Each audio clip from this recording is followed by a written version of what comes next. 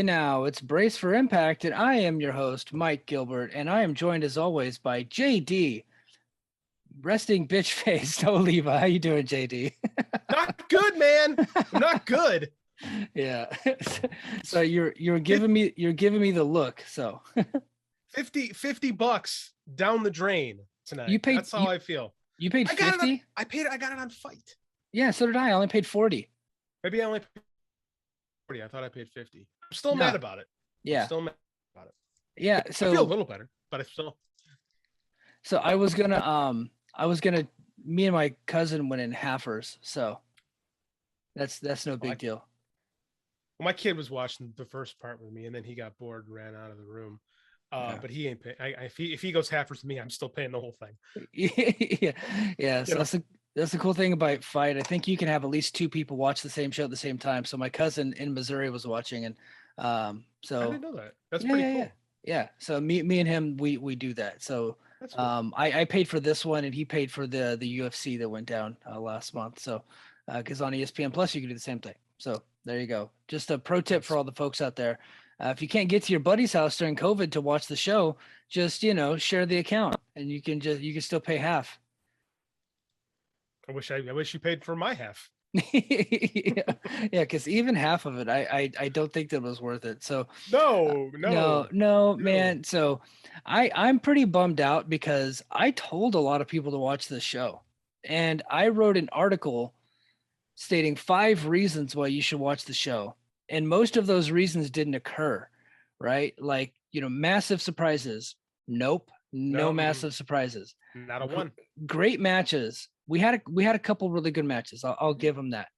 And then a new generation emerges in Josh Alexander, and we didn't get it. We didn't. We got it for a couple of seconds, and then Impact just had to go heat.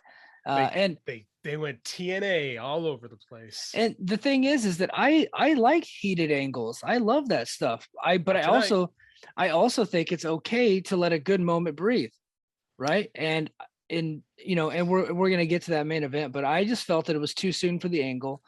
I don't completely hate it because I've been wanting Moose to be champion forever, and I finally got it. So I do feel some satisfaction in that. But I could have waited. They could have done this at Turning Point. They could have done it at Impact this coming up week. They could have shot an angle to get Josh back on the hunt with a heel, because he wasn't chasing a heel in Christian. He was just chasing a rival, right?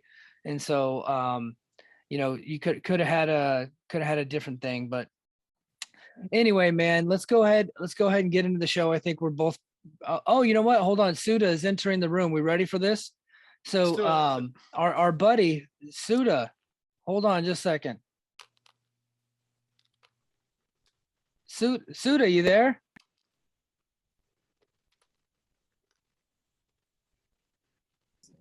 Hey, you there? Hey, Big Mike. Can you hear me? Can you hear me okay? Yeah, man. You're here with Mike and JD on Brace for Impact. How you doing, man? Dude, doing pretty good, Big Mike. By God, nice to meet you over the podcast airwaves. Hey, nice to meet you too, man. I'm thank you for supporting the podcast. And for those listening and don't know what the hell is going on here, Suda was at Bound for Glory tonight in Samstown, man. How was the live experience? It was interesting. It was interesting, Mike, because I was actually there at Slam. And I think the thing that I noticed right away is that, in Nashville, I think it's a little bit more pure Impact fan base. But out here, I think, a lot of more, I don't know if you call them casuals, but a lot of folks that are, I guess, wrestling fans outside of Impact.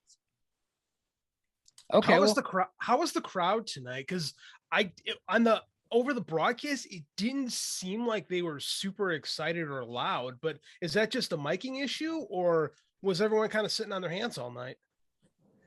I think that through some parts, folks were sitting on their hands. I think that the X Division match, I think that's the one that really woke everybody up. And you guys have to excuse my voice because I think it's like halfway gone, but it was the X Division match that I think that woke everybody up. With Macklin, El Phantasmo, Trey Miguel. Once that's going and got pretty hot, then everybody got got a little bit louder. When the demon came out in the Call Your Shot gauntlet, did anybody know who the fuck that was? I think it probably only the 30 plus and over group knew who that was. And so, there was a couple of us kind of hitting each other on the arm and say like, do you know who that is? And like, yeah, that's WCW guy. That's Dale. And that's what I was wondering. I was wondering if that was actually Dale Torborg. I think that's his name. That was in fact Dale Torborg out there. Oh man, that's awesome. Yeah. So in the crowd, were people just on edge the whole night waiting for big surprises that they never ended up getting? You know what, Mike, I think I saw your tweet, and it was kind of a night that a lot of us didn't expect, because there was a group of us and we were all kind of talking ahead of time, kind of doing our predictions and whatnot. And then as the show went on, and we were kind of, there were, I guess, really the surprises were how the match is finished. But yeah, there was a lot of people waiting for things that didn't really happen. So I don't know if that means that what we've seen on Twitter in regards to the AEW and Impact relationship being done, or for some reason they're saving some big things for tomorrow, I guess. But I really can't tell what the hell was going on. Right, I gotcha. Now final thing, and then we'll let you get back to your room. Well, no, two things. How did the Moose angle at the end of the show play and with the live crowd?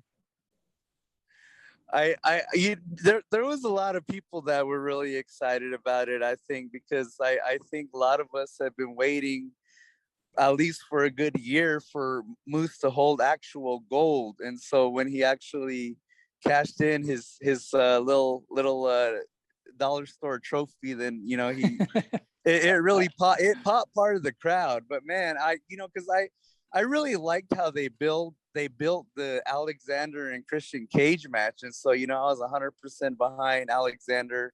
They had his wife there. They had his kid come into the ring. And man, for me, at least personally, it knocked the wind out of me when the finish happened that way. Yeah.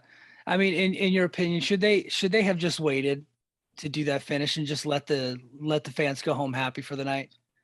I think so, but I was thinking about it, and for whatever reason they wanted to have I guess somewhat of a big finish, I guess, if you want to call it that, just to shake things up a little bit. But yeah, I felt personally, like I said, I felt deflated. But and unfortunately, the walk-in weapon, he's gonna have that title of the shortest Impact World Championship reign. So. Yeah, I didn't even think about that, but that actually, yeah, that's not something that you want on your resume. So, so hey, before we let you go, what are your overall thoughts on the show, man? What do you got? Thumbs up, thumbs down, thumbs in the middle? I give it a thumbs up. I mean, I think the in-ring stuff was really good. For the most part, the finishes happened the way that I thought they were going to. And, I think the thing that really stood out to me was that the Call Your Shot was actually worth something this year. I felt like they did a whole lot of a better job with who they included in there. Rocky Romero, he's a guy that I really like. So that was a real pleasant surprise. So I give the whole show a thumbs up. Awesome, man. Well, hey, I'm glad you enjoyed the show. Thank you for calling in. And get home safely. I know you've had some adult beverages tonight, so make sure you get home safe, all right? All day. Thanks, Mike. Thanks, JD. All right, man. Yep, take it easy.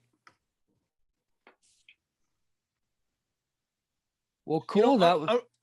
I'm really glad you did that, because I think that's it's good to hear from someone who's a fan who really likes the show, because it's going to be it's nice to have a vastly differing opinion from what I think we're going to have, and especially from what I'm going to have. So I'm really glad that he had fun, because I was absolutely fucking miserable watching this show tonight.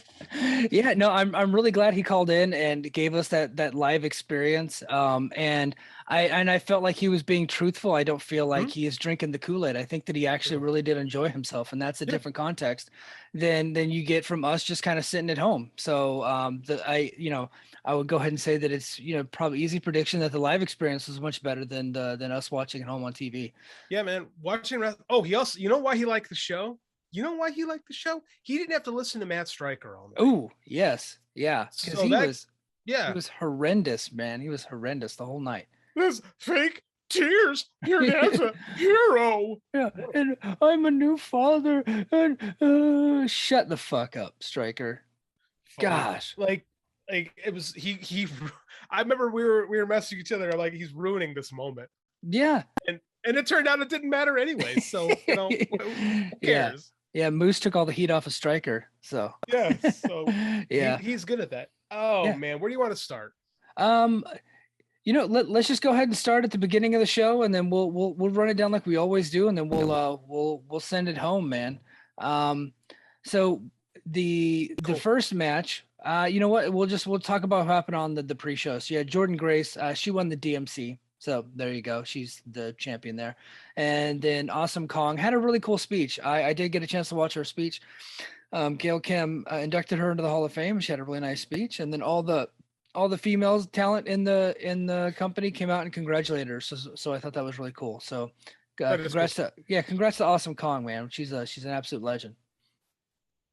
Absolutely. Yeah. So the main I did show, not watch the. I didn't watch the pre-show because I was watching Dynamite today, so I missed. I missed the pre-show. Yeah, I was watching the pre-show and my stupid fuckface Dodgers at the same time. So who lost? So I don't want to talk about it. Man, sorry. Yeah, I get it. I get it. The Inspiration defeated Knockouts Tag Team Champions Decay, and they are the new champions. I guess the girl that was lip syncing the Inspiration to the ring is called Harley Cameron. So that's Is she like famous? Like, should we be familiar with her? I'm so out of touch with pop music. Me too. She could be one of the most famous singers in the world, and I just wouldn't know. Yeah, I feel the same way. My wife came out because this is the only thing part of the show my wife watched, my wife and kid. She's like, "Who's the chick with the pink hair?" And I had to say, I don't know. Yeah. And she's like, "Is she famous?" And I had to say, I don't know. So we're old. Yeah. Yeah. She could absolutely be famous and people could really, really like her. I just don't know. So there you go. She was lip syncing. I know that. She definitely was not singing. Definitely not singing. And you know, which makes sense because this is Impact Super Bowl and they don't sing in those shows either. So so anyway, the Inspiration won. They got the victory here. Let's see. We'll go to the ending here. Lee got rid of Rosemary, hit a spinning kick on Havoc, and along with McKay sent Havoc into the ring post over and over again. Finish followed after a blind tag that Rosemary didn't see because it's blind there, pal, which allowed Lee to knee Rosemary, set up the finisher, and pin Rosemary to win the titles. Not the smoothest of matches, but there's room to grow. That is the commentary here on the Wrestling Observer from our friend Antonio Garza. So what did you think of this match here? Not very good. I mean, it didn't suck, but it wasn't very good. I was surprised that Havoc had a really hard time in this match. She fell down, like just literally fell down 2 or 3 times, and I thought she blew her knee on that missed leg drop spot. Like it was not good. No. Trey Miguel defeated El Phantasmo and Steve Macklin to become the new X Division champion. And this is the prediction that you and I differed on. I picked Miguel and you had Macklin. And I thought this was outstanding.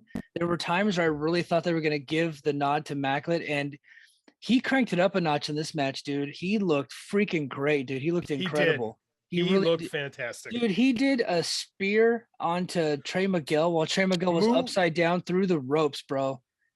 Move of the night. Yes. That was a fantastic. And then he got a little excited. He did a really good because all suicide dives except for Darby Allin suck. But he came through like a freaking truck and just blasted right into ELP.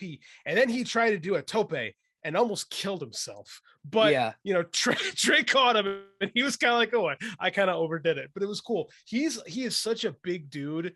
And he does a great job basing for these X Division matches. This really was an X Division match. You really felt like it. I can't say enough good things about it. I like this match a lot.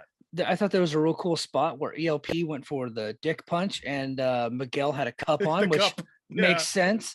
And Miguel and Macklin traded near falls until ELP cut them off. ELP powerbomb Macklin, hit a super Rana, tossing Miguel onto Macklin. Actually hit his knee, which I thought hurt him actually. We'll see how he feels after that one. Followed with a plancha on Macklin for a big near fall. Macklin came back with a powerbomb and ELP for another near fall. Macklin blocked a Meteora, but took a couple of kicks by both Miguel and ELP. ELP went for a low punch, but Miguel had a cup, followed by a couple of kicks and a deadlift brainbuster and a Meteora for the win in a fantastic match. What a great finish. Like, Yeah, this was great. If the whole show was this, it'd have been awesome. yeah, absolutely, man. Miller then interviewed Mickey James prior to her match. James, so that was a good interview. I don't That's really fun. want to get into too much, but pretty solid interview from Mickey James. Heath and Rhino defeated Violent by Design, Joe Doring, and Cody Deaner. So this is the story.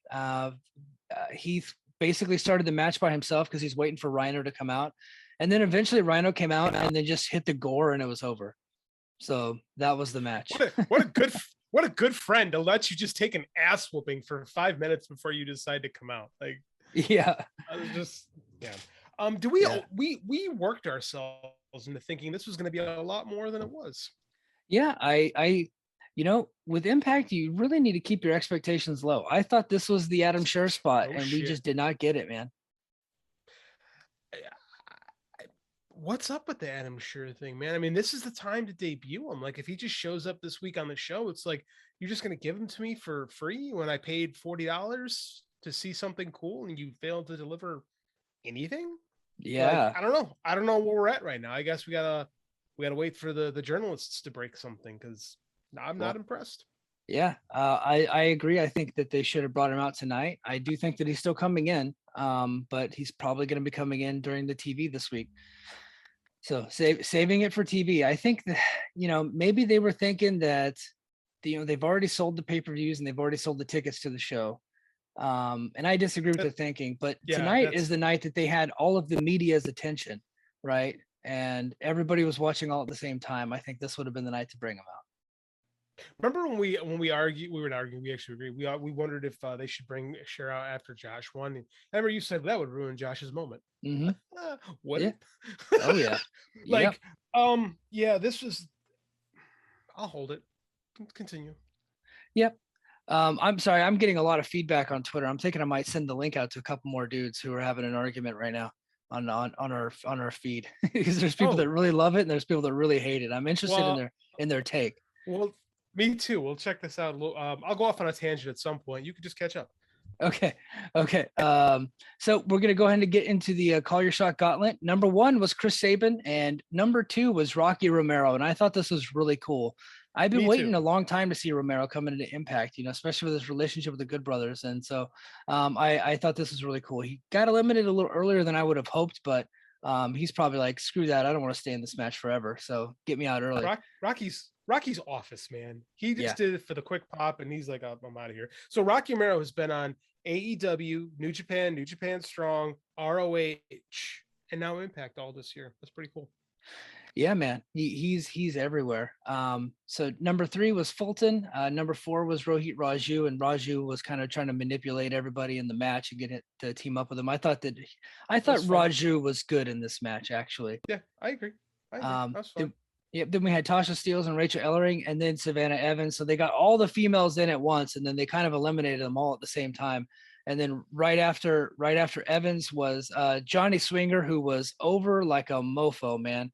That crowd ate Johnny Swinger up, and I thought that was cool. He came out and he started to do the Rick Rude hip stuff to Tasha Steelz, who ended up beating his ass. And then next was Melina Perez, and then after that it was the Kiss Demon from WCW, Dale Torborg, who ended up eliminating Johnny Swinger.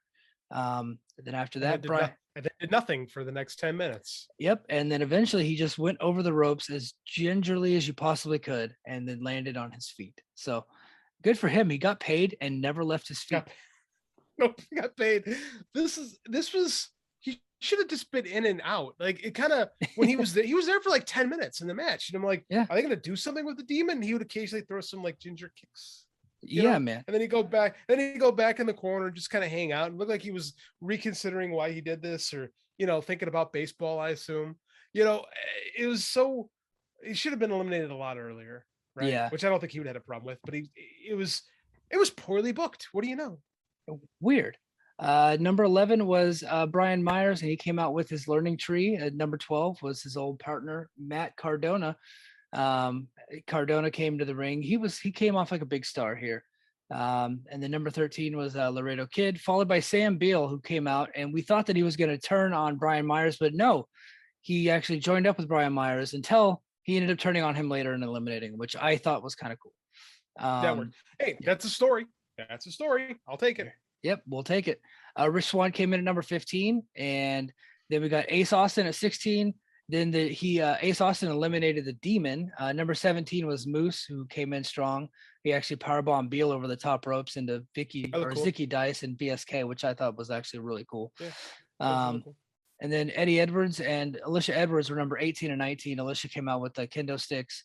Edwards hit a tope through the middle rope on the Moose. Moose hit an apron bomb. Alicia Edwards comes out, brought some kendo sticks, and then they attacked Moose together.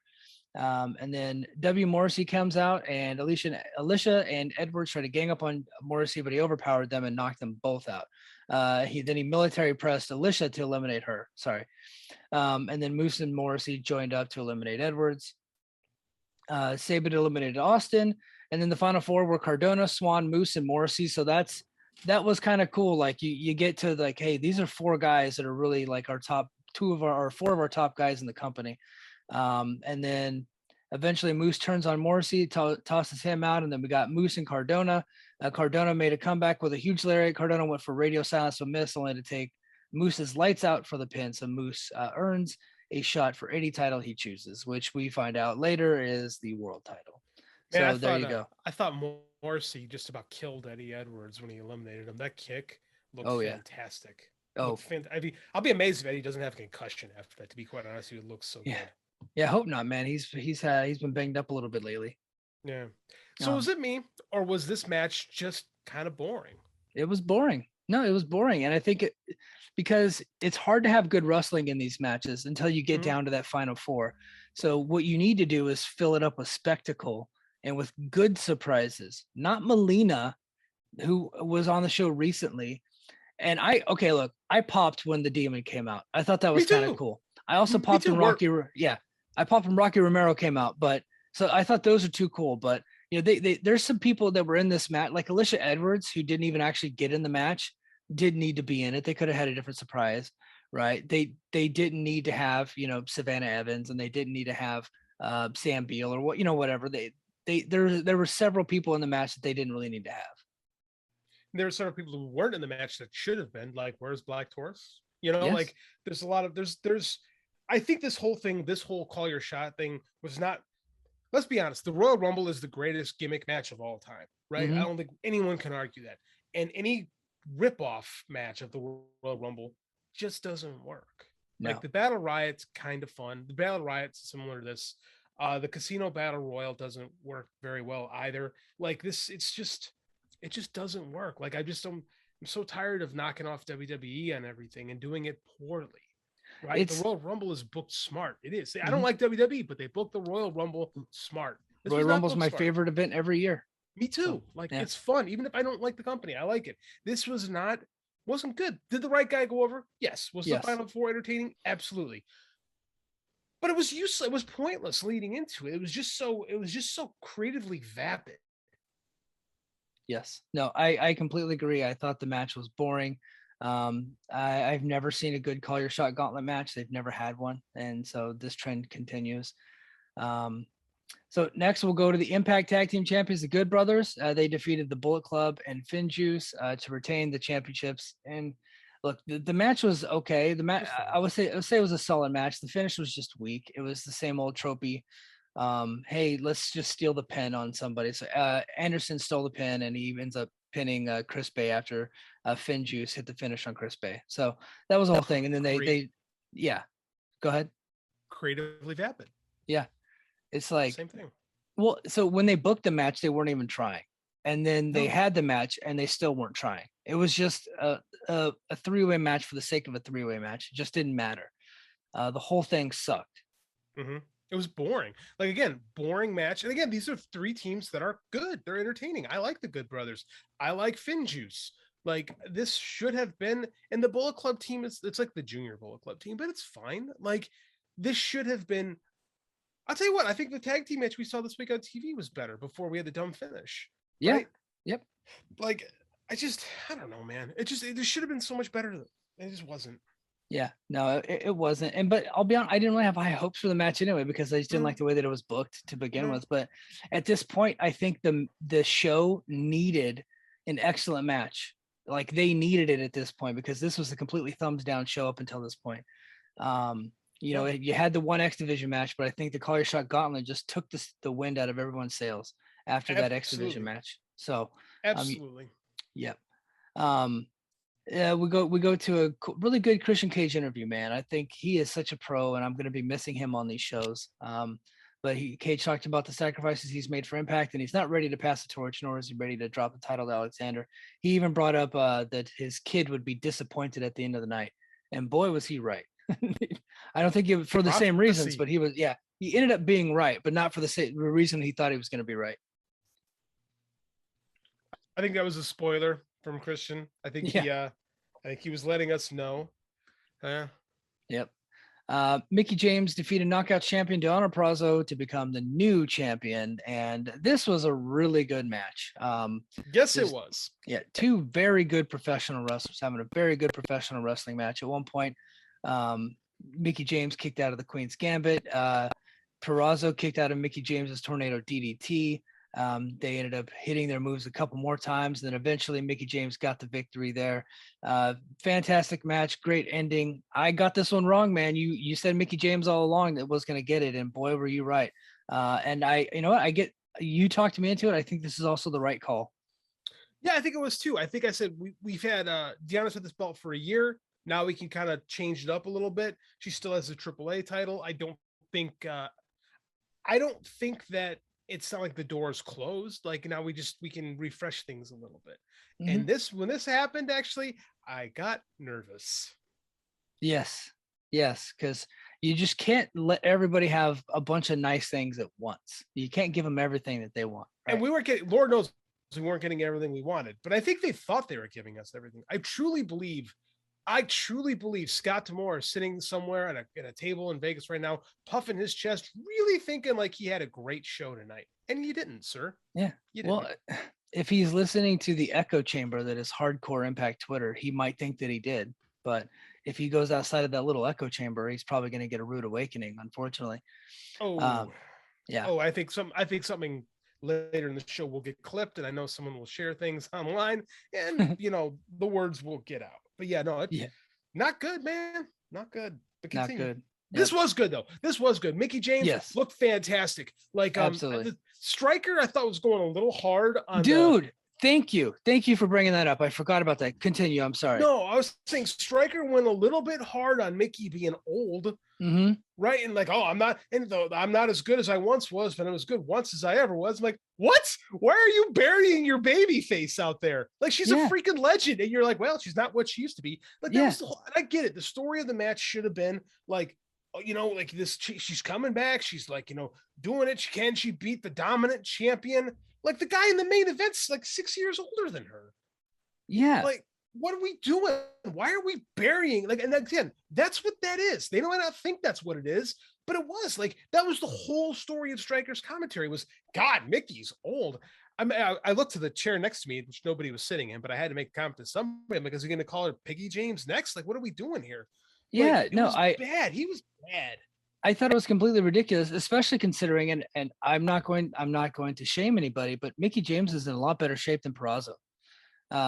And does not look much older than Purrazzo. And that's not a knock on Purrazzo. That is more like Mickie James takes very good care of herself. And I don't think that she looks her age. I think she was in great shape, had a lot of energy and tore the house down, man. And I thought that Matt Striker was completely abhorrent the whole fucking night. But this match specifically, where he was like, maybe, is Father Time catching up to Mickie James?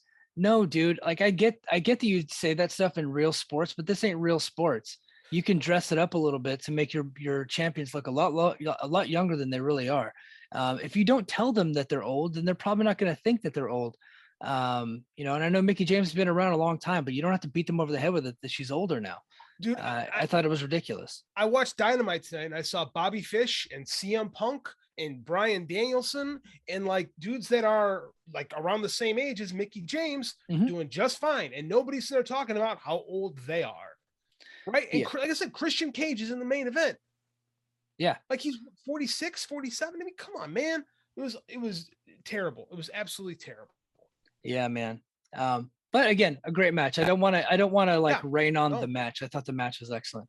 Hard to kill. Probably my favorite match, to be honest with you. I really liked this match. Yeah, so did I. Hard to Kill will take place January 8th in Dallas, Texas. They didn't announce a venue, but I'm sure it's going to be something like one of the nightclubs that they like to run there. And that they what's that? Did you notice they had a montage of all the injuries? Yeah. Hard to Kill. They ran it in. Look how often our talent gets hurt. Look how unsafe our job is. Yeah. Look. Yeah. Hey, OSHA, maybe you should check out Impact. Like, yeah. I was like, what are we doing? Why are we doing? Like, I remember WWE used to like, oh, this isn't safe at home. And they'd show like a couple, but there was like 3 minutes of injuries. Like they were showing Eddie Edwards getting hit in the face with the bat, and like what are we doing? Why are we showcasing this? Because we're hard to kill, but easy to maim. Yeah, no, it was I thought that was a little weird, but I get the point they're trying to make. But and then so they have Turning Point taking place in November, and then I guess they announced that the Final Resolution will take place in December. So a bunch of live events coming up here soon. So we get to this main event, man. Josh Alexander defeated Impact World Champion Christian Cage. He became the new champion. Just a fantastic professional wrestling match between two fantastic professional wrestlers. We'll go to the end here. Cage blocked a C4 but couldn't follow up because his shoulder was hurt. Alexander locked in the ankle lock and held on at every attempt from Cage to turn. He stepped on Cage's left hand and Cage had to tap out. A fantastic match. I was shocked that Cage actually tapped. I thought they would do the pin here. So me too. For all those dorks that were like, Tony Khan doesn't let his people lose and yada, yada, yada. Tony Khan has too big of an ego to let his talent lose and something crazy is going to happen. AEW is going to screw over Impact. No, Impact screwed Impact because Cage tapped out and he's going to go on to AEW and he's going to continue to be a big star because he's not hurt by this one bit because it was an awesome match. So yeah, he did the favor. He made Josh Alexander look like $1 million. His wife comes into the ring. His son comes into the ring. Cage, he put the belt on Alexander and then embraced him and let him have the spotlight. And then all of a sudden Moose ran in and cashed out his Call Your Shot gauntlet trophy, his $2 bowling trophy that you could get at Dollar General down the street. Moose defeated Impact World Champion Josh Alexander. Now he is the new champion, and then the show basically goes off the air at that point. So I feel like we beat this to death, but I know you got some more to say about this stuff, man. Go ahead, lay it on me.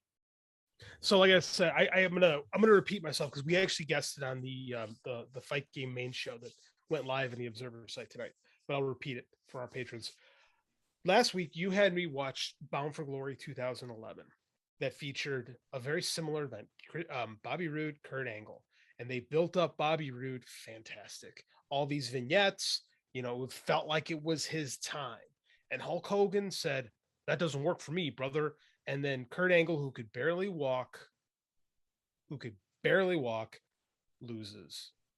I'm sorry, Bobby Roode, he beats Bobby Roode, and then he loses in a minute to James Storm a week later. This is the same damn thing, right? It's the same thing. This is a company that could have had a moment to really make itself. Because again, we wasted our time this week writing and talking about how Impact could change and do something for the better. But it turns out we just want to be TNA, right? It's like 1982 and Vern Gagne is there saying, oh, if we do the screw job finish, the fans will come back the next week. You know what? I don't think I'm gonna. I'm serious. I'm seriously thinking about not watching the show anymore. Cause I'm like, why do I want to have my intelligence insulted for stupid heat, for not even originality? You're going to steal from WWE. You're going to try to make Josh Alexander into Bryan Danielson, into Daniel Bryan, and try to redo that thing. That wasn't good then. Fans hated it then, and WWE didn't want to deliver on it. It's uncreative. It's stupid. And it's bankrupt and it's bad. It's bad booking. And this is what happens when you surround yourself with a bunch of people that used to suck up to Vince and work in Stanford. It's shit. It's utter shit. Whew. Yeah. So not good, especially if that's some of the reaction that you're getting. And there gets getting a polarized reaction. And then there's people that are going to be hardcore defending it. There are people that just love heat. They like to see heat. I feel like I was robbed. of a moment that we were going to get for Josh Alexander and the crowning of a new champion that's going to carry this promotion into the future. They had an opportunity to let people go home happy, and they chose not to give it to us. And I disagree with that approach. I don't like it. I think it was a complete waste of time. I felt like you wasted your energy writing that beautiful article about Josh Alexander and Bret Hart. I felt like I wasted my energy when I did my top 5 reasons why people should watch Impact, and all the work that I've done to promote this show on Fight Game Media, and me putting myself out there telling people, no, you need to see this. And this is the shit that they delivered. And I just I feel like I was kind of made to seem like I'm stupid now. And that I don't like. Right. And I know that that's not their intention. I know that they think that this was going to be a hot angle that everybody's going to be talking about at the water cooler. Like, oh, hey, did you see this? Like, this was incredible, Southern style heat. But I just don't think that I just don't think that we needed to get that tonight. If they would have done it on Impact this coming up week, I'd have been completely fine with it. Because you know what? You let the moment breathe for a few days. You went off the air. I don't feel like I would have wasted my money. At that point, Impact was a thumbs all the way down show for me up until the Mickey James match, and then it started to raise up a little bit, and then the Josh Alexander title win, and you're gonna like thumbs in the middle, maybe thumbs like 3/4, not all the way, but you're a decent show at that point, right? And then they just completely took away that good moment that I've been wanting for so long. I felt like it was a waste. I totally feel like I wasted my money. I totally feel like I wasted my money. I feel like wrestling has its roots in the carnival, right? And you're working the marks. And I completely felt like that's how they were tonight with us. And there's a lot of, this isn't the 80s. This is the kind of stuff that killed the NWA. It killed WCW, and it's nearly killed TNA a lot. But they've got a lot of loyal fans. So there are going to be a lot of people saying, this is great. Moose is great. And fine. Moose could be the champ. I don't have an issue with that. What bothers me is, one, the show sucked. If the show was great and ended like this, I might feel differently. But I didn't like the show going in. They won me over with the end. And then they didn't. Then they felt the need to overdo it because we got to get that heat, brother. Like, this was not the time for that. And like, I'm questioning all my decisions. It's like, why do I like the whole big story is, AEW and Impact ending their agreement tonight. Good. Yeah. If I'm Tony Khan and I'm like, this is what we built for a year. Cool. Mm-hmm. All right, you guys can have happy trails. Yeah. Like, I give you 2 of my biggest stars, and this is what you came up with.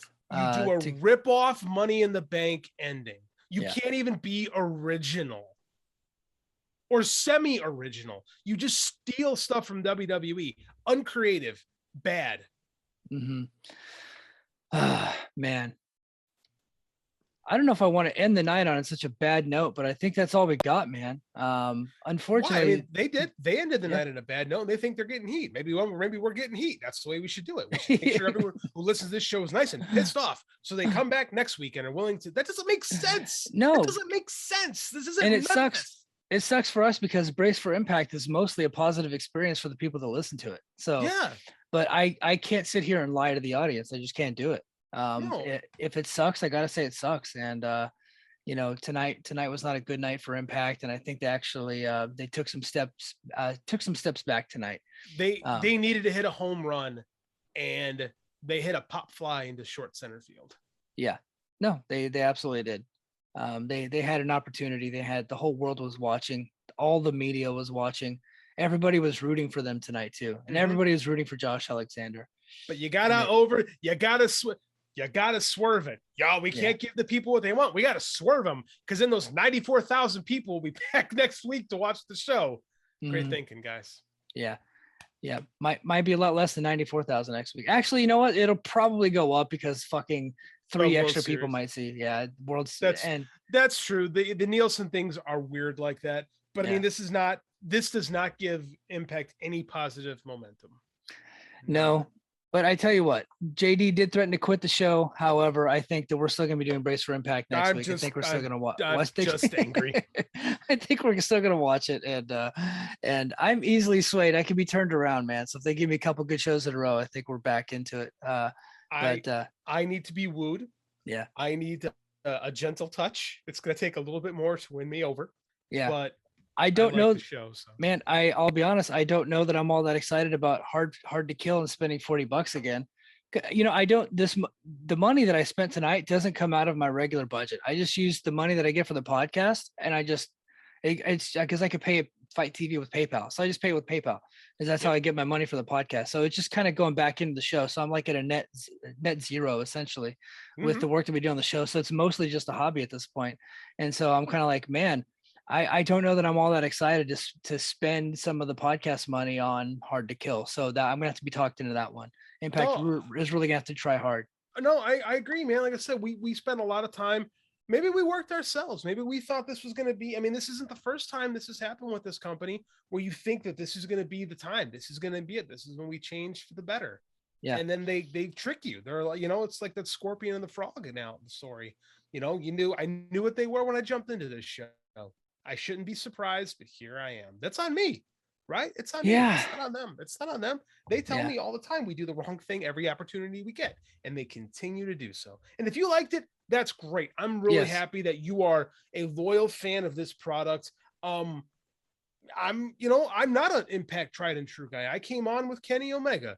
I'll be the first one to admit it, but I've been with this company now, watching every episode, watching every show for over a year, and I really feel like my time and money were wasted and a great opportunity was squandered, because you got to re-sign Josh Alexander in February, and maybe you got another billionaire that's kind of wants to throw something at you just because he thinks you guys are stupid. So I don't know. Yeah. I mean, Tony Khan might be just talking to Josh like, hey dude, I wouldn't do that shit to you. And you know what? And he wouldn't. No. But that's the thing. That's the thing. I went to All Out and everybody left that show on cloud 9. Like I did the post show with Garrett, and everybody was like, "This is the greatest thing I've ever seen. It was the best show ever." Like, even if that's not true, even if it's hyperbole and recency bias, isn't it so much better to let your fans leave a show they paid a lot of money for in a good mood, rather than going, "You're fucking stupid and I took your money. Shame on you." Anyway, hey, we got to get out of here, guys. I'm going to try to get this show uploaded and put onto all of our different services. So that's going to do it for us. We will talk to you again on we'll see you next Friday after Impact on Access TV. Take care, guys. Bye.